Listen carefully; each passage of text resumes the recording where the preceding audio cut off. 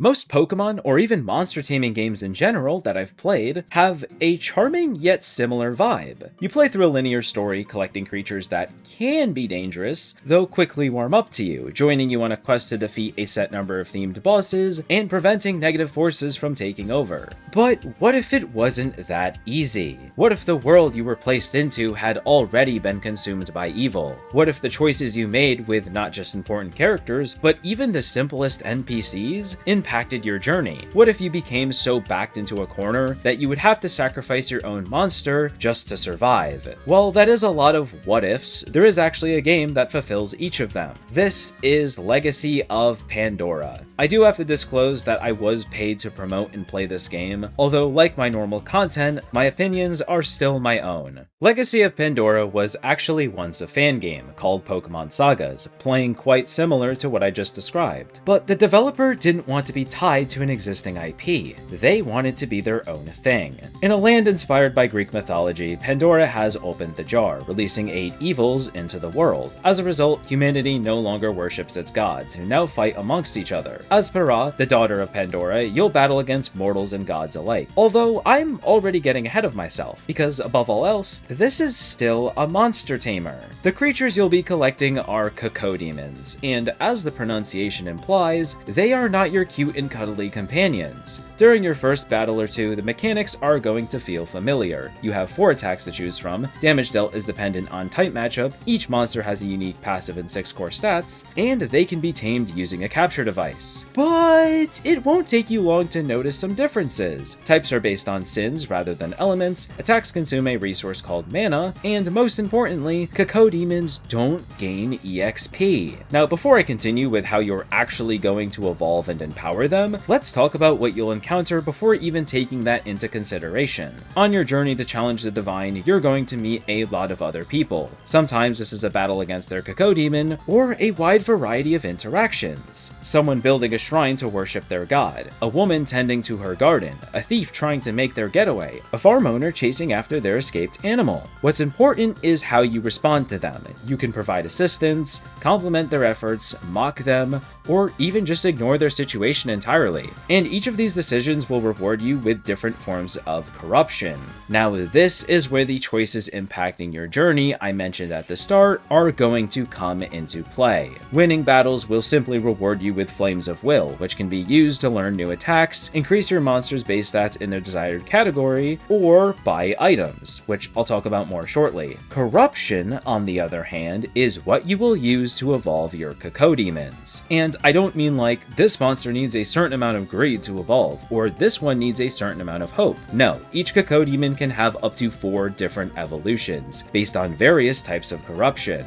So, putting 2 and 2 together, this basically means that your choices in the story impact how your cacodemons will evolve. Which is really cool. I guess it would be more realistic if they evolved automatically after obtaining the required corruption, but it would then be complicated deciding which cacodemon is prioritized, and in general, the freedom of choice feels better from a gameplay perspective. Something else that I took notice of very quickly is that status effects don't feel like a chore to play with or against. You can see every buff or debuff that's been applied to your monster, what percentage it affects your stats, and there weren't any RNG punishing effects I encountered, outside of some moves that in general just had lower accuracy.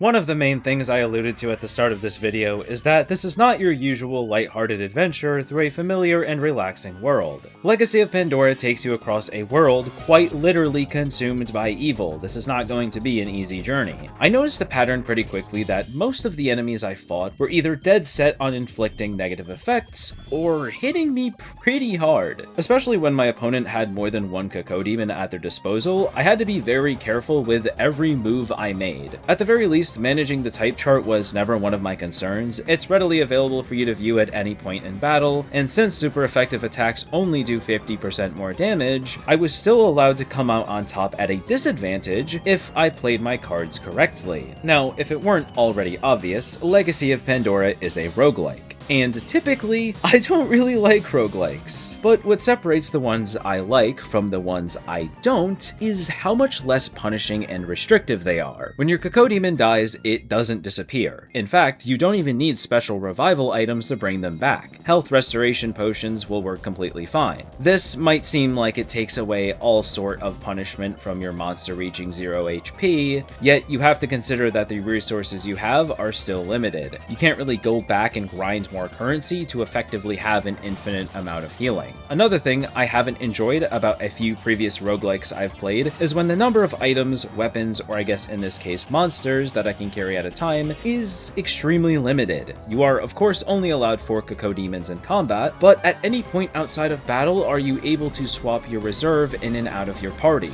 Stupid decisions are still going to hurt, yet they aren't going to feel detrimental to your entire run. However, losing a battle will still result in that game over screen. I personally think it kind of makes sense because when you lose a battle in a Pokemon game, the other trainer is just going to take your money and tell you to go home. If you lose to one of these things, you're probably dead. The last significant feature in relation to survival and difficulty is the sacrifice button. It's kind of a self-explanatory system. You choose a Cacodemon, sacrifice it, which unlike fainting means it's completely gone, in exchange for a powerful stat boost based on the strength of the disposed monster. I've only had to use this system a couple of times, but it really does live up to its expectations. Losing a run in any kind of permadeath environment is always going to feel a little demotivating. Legacy of Pandora at the very least gets you right back into its gameplay loop extremely quickly. There are no tutorial stages you have to repeat. Each run gets you going with the choice between 3 random Cacodemons, some corruption to give you a head start, and a handful of healing and capture items. You can immediately begin building a team while not feeling like you have to restart if your first battle hits your HP quite hard. But you also start with a random